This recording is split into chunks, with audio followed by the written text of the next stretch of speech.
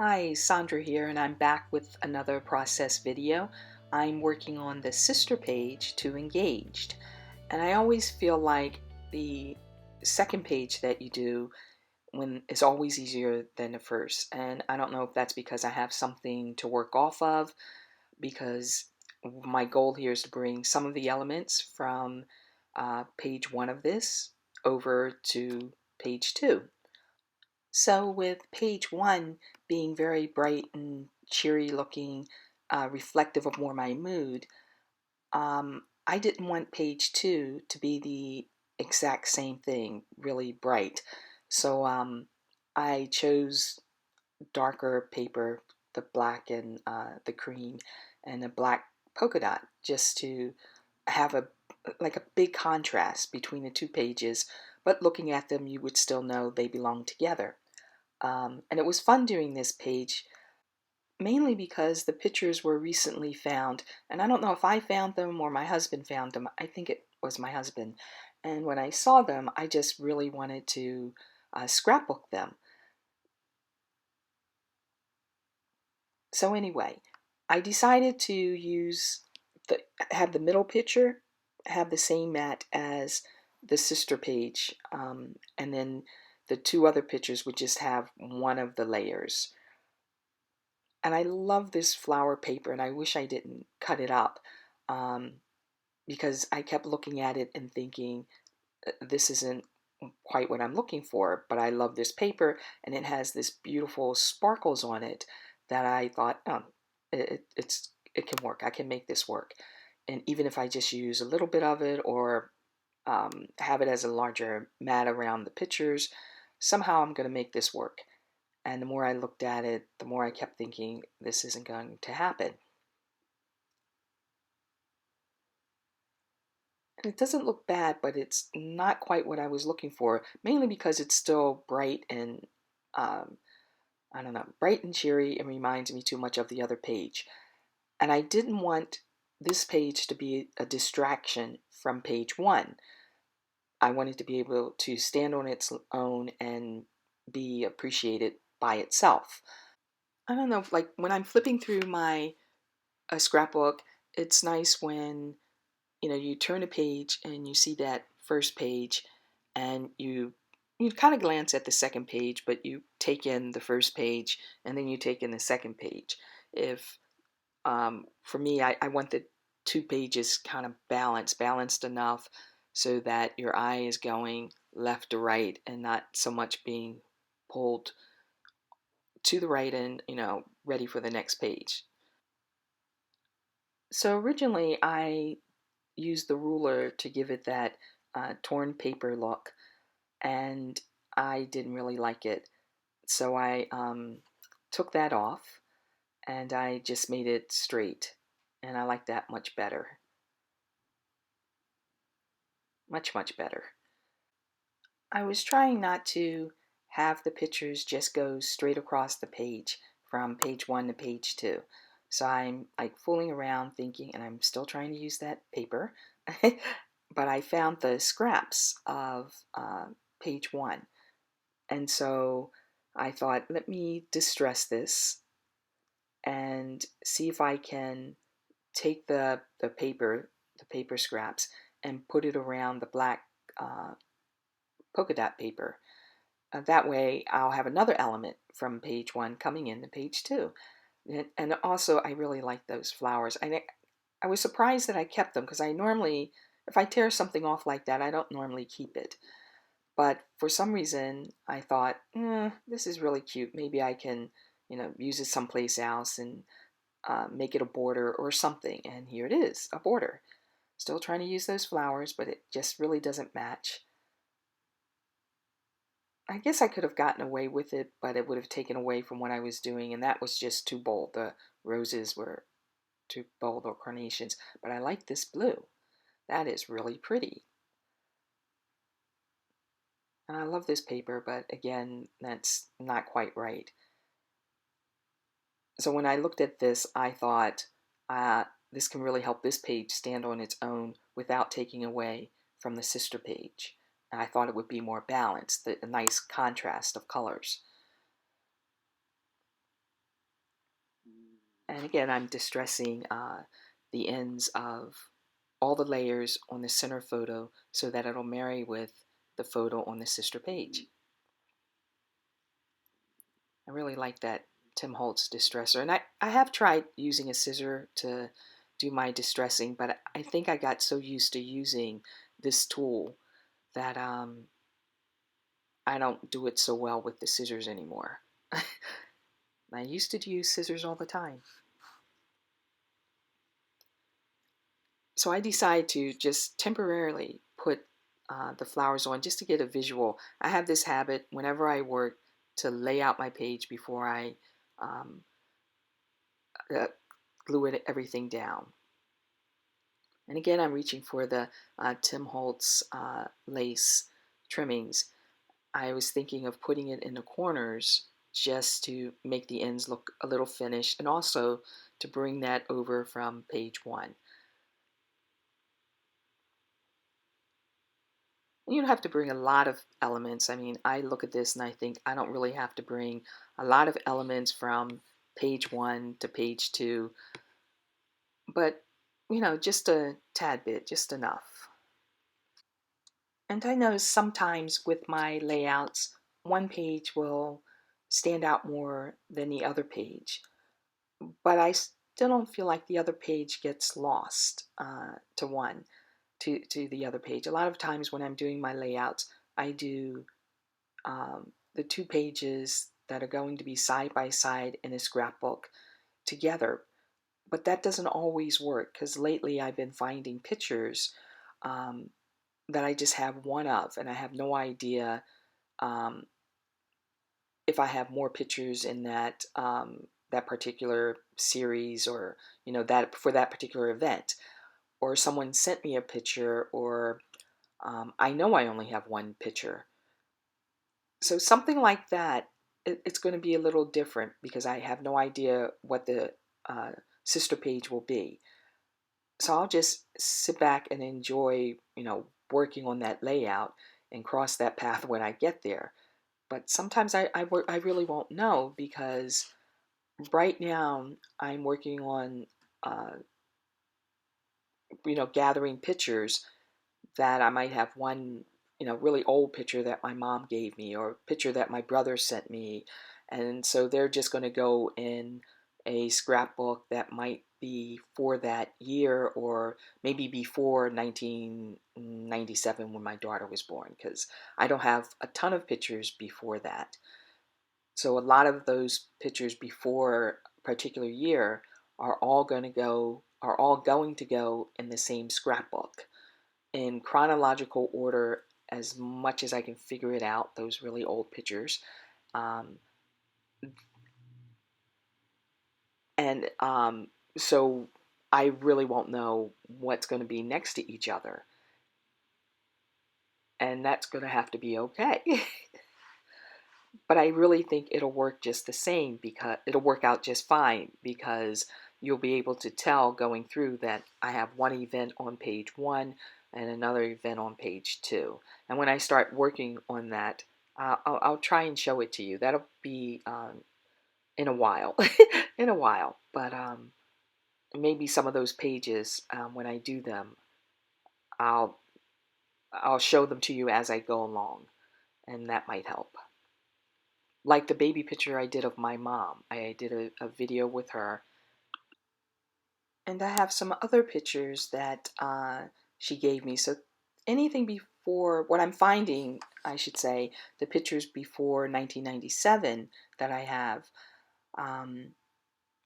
they're scattered from different events.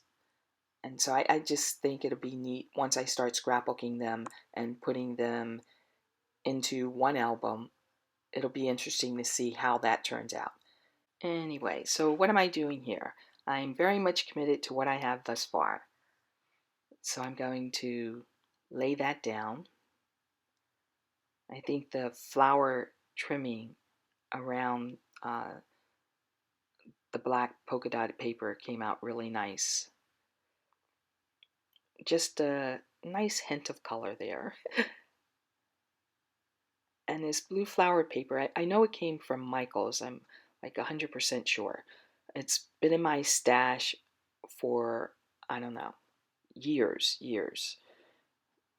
Maybe, I don't know, 10 years. It may have been that long. Anyway, I have all sorts of paper in my stash that I haven't used, and so I'm trying to pull that out and part with it, either use it or donate it. And on top of that, I'm a paperholic, so it's hard for me to go into a craft store and not buy uh, some form of cardstock. But I haven't been doing that. I've been really super good at not doing that because I have all this stuff in my stash already that I could be using. And so I'm giving myself 6 months of going through my stash, of using what I have. And if I keep scrapbooking like this, I'll probably uh, burn through that pretty quickly. Um, and that is my plan. So then I can start adding to this, adding to my stock again.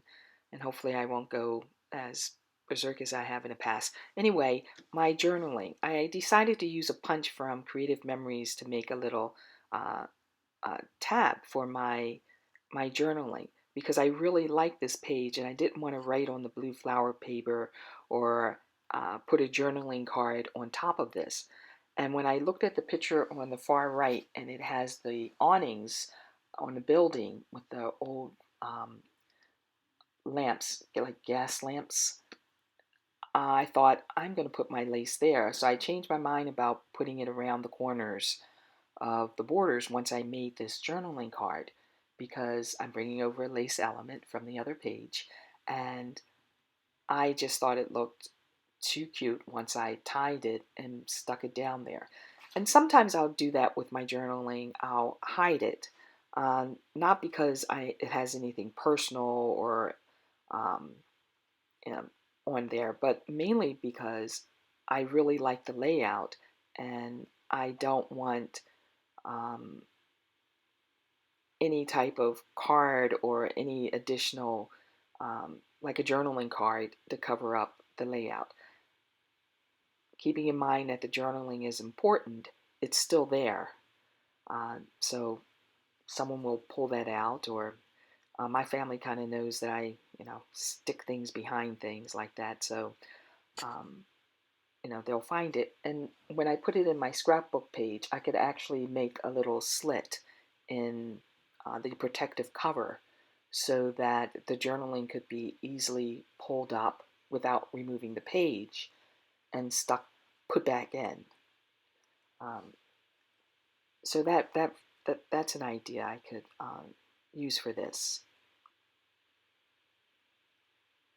Anyway, I put a little H with the fun foam to hold the journaling card in place so that it doesn't slide down. Now with the lace on top, it more than likely would hold itself there. Um, but that's just a habit because I've done it before and without anything to hold up uh, the journaling card like lace or a brad or something. So I think I just did it this time mainly out of habit.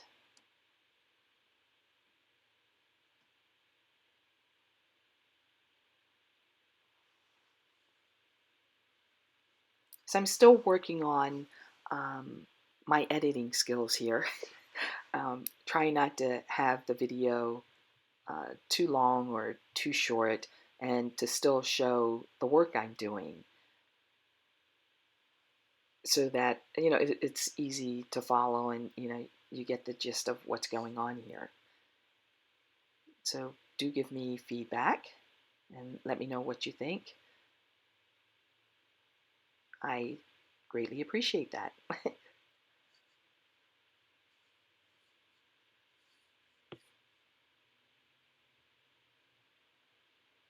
I really like this glue that I'm using, and I try to get every bit out of the container, and I have them actually on the side turned upside down when it's just a little bit in there. And I have extra, but I never want to open them up till I get everything out of the one I'm already using. So before I put my journaling card in there in the slot, I wanted to really dry there, so I pulled it back out. It's probably dry by now, but I'm sometimes a little overcautious.